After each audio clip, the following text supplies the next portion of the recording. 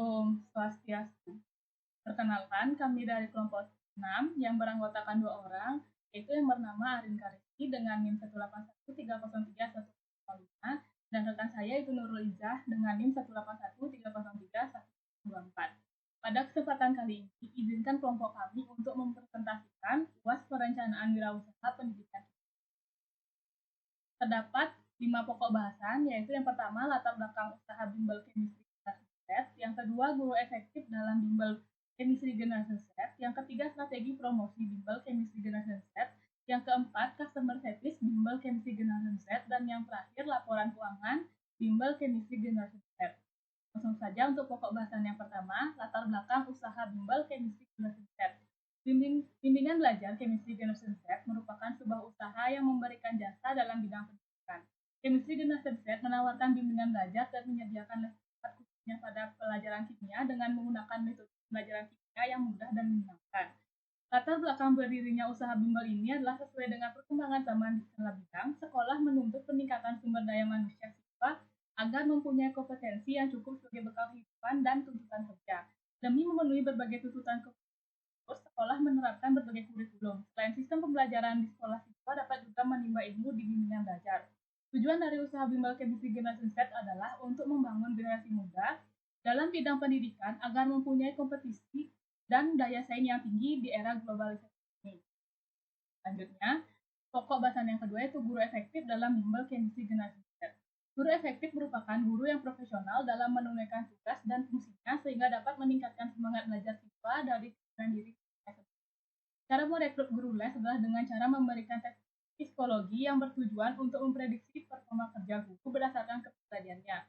Berikut merupakan cara menjadi guru efektif dalam bimbingan belajar chemistry generation Z, yaitu yang pertama, memahami karakter siswa, yang kedua, menguasai materi, yang ketiga, menguasai metode pembelajaran, yang keempat, bertanya kepada siswa terkait materi atau siswa yang belum dipahami, yang kelima, mengatur waktu yang dengan baik, yang keenam, berperilaku sopan dan berpenampilan rapi, yang ketujuh memberikan apresiasi, dan yang ke-8 memberikan waktu untuk istirahat. Selanjutnya, pokok bahasan yang ketiga yaitu strategi promosi bimbel chemistry generation Z. Strategi promosi merupakan kegiatan yang direncanakan dengan maksud membujuk dan merangsang konsumen agar mau membeli produk. Tujuannya untuk dapat meningkatkan penjualan yang diharapkan. Dapat tercapai kegiatan promosi berfungsi sebagai alat komunikasi antara perusahaan dengan konsumen serta sebagai alat untuk mempengaruhi konsumen dalam kegiatan pembelian atau penggunaan jasa yang sesuai dengan keinginan dan kebutuhannya. Berikut merupakan strategi promosi bimbingan belajar chemistry generation Z, yaitu yang pertama melalui media sosial. Cara promosi bimbel yang pertama adalah melalui media sosial seperti Instagram, WA, Twitter, atau Facebook. Yang kedua itu melalui selembaran. Cara promosi bimbel yang kedua adalah melalui selembaran yang dapat dilakukan dengan cara membagikan brosur atau flyer yang berisikan uraian mengenai bimbingan belajar chemistry generation Z kepada orang-orang yang kita temui. Yang ketiga, melalui pameran. Cara promosi bimbel yang ketiga adalah melalui pameran atau acara tertentu. Hal ini dilakukan dengan cara ikut ke pameran-pameran pendidikan. Yang keempat, melalui kerjasama dengan sekolah. Cara promosi bimbel yang keempat adalah dengan menjalin kerjasama dengan berbagai pihak sekolah yang berada di sekitar tempat usaha bimbel chemistry generation Z. Yang kelima, melalui program tryout. Cara promosi bimbel yang kelima adalah dengan mengadakan program tryout kepada para siswa yang berada di sekitar tempat bimbel. Dan yang keenam itu menjadi sponsor di berbagai acara. Cara promosi bimbel yang keenam adalah menjadi sponsor pada acara-acara yang bertema pendidikan. Selanjutnya, presentasi akan dilanjutkan pada rekan saya, yaitu Nurul Izzah. Selanjutnya, customer service pada bimbel chemistry generation Z. Customer service adalah kegiatan yang dilakukan oleh sebuah perusahaan dalam rangka meningkatkan kegunaan dari suatu barang atau jasa yang ditawarkan oleh perusahaan agar tercapainya kepuasan konsumen dan hubungan yang harmonis di antara keduanya. Customer service biasanya terdiri dari resepsionis, deskman, salesman, customer relation officer, dan komunikator. Namun di sini hanya digunakan 3 karena keterbatasan biaya, yaitu resepsionis, deskman, dan salesman. Yang pertama, resepsionis di sini berfungsi sebagai penerima tamu yang datang ke lokasi bimbel. Nah, bertugas untuk menerima tamu atau pelanggan yang datang ke tempat bimbingan belajar dengan ramah tamah, sopan, simpatik, menarik, dan menyenangkan. Kemudian melayani keperluan tamu atau pelanggan, memberikan informasi serta arahan terkait kunjungan dari pelanggan, serta melayani keluhan dari pelanggan. Yang kedua, ada Dexman yang berperan dalam melayani segala macam aplikasi permohonan dari calon pelanggan dan bertugas untuk memberikan informasi mengenai produk atau jasa, menjelaskan manfaat, ciri-ciri produk atau jasa perusahaan, serta menjelaskan keunggulan dari jasa yang ditawarkan.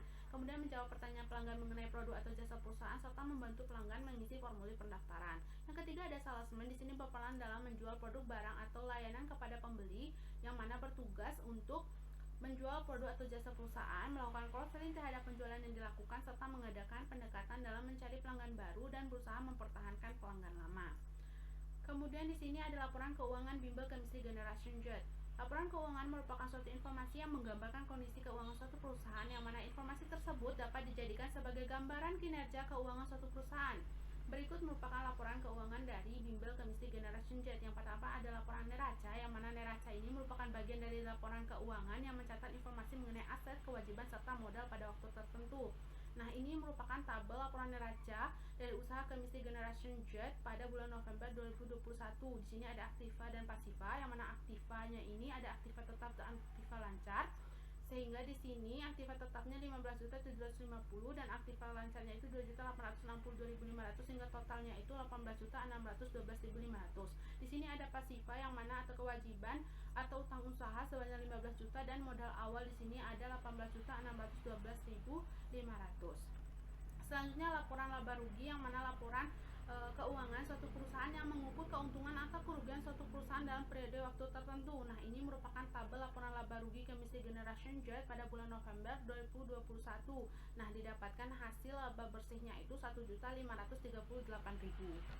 Selanjutnya ada laporan perubahan modal, yang mana berisi informasi mengenai perubahan modal akibat penambahan atau pengurangan laba atau rugi dan transaksi keuangan pemilik modal. Nah, ini merupakan tabel laporan perubahan modal Chemistry Generation Z pada bulan November 2021, di mana di sini ada modal awalnya 18.612.500, didapatkan laba bersihnya itu 1.538.000, sehingga modal akhir atau penambahan modalnya itu menjadi 21.150.500. Selanjutnya ada laporan arus cash, yang mana merupakan bagian dari laporan keuangan suatu perusahaan yang dihasilkan pada suatu proyek akuntansi yang menunjukkan adanya masuk dan keluar uang perusahaan. Nah, di sini ada tabel laporan arus kasnya pada bulan November 2021, yang mana ada arus kas dari aktivitas operasional, totalnya itu ada 11.110.000, serta ada arus kas dari aktivitas investasi untuk pembelian peralatan bimbel itu sebanyak 4.322.000, serta ada arus kas dari aktivitas pembiayaan untuk modal awal bimbel itu sebanyak 19.612.500, sehingga arus kas bersih didapatkan 26.400.500 rupiah. Sekian presentasi dari kelompok kami akhiri dengan ucapan terima kasih.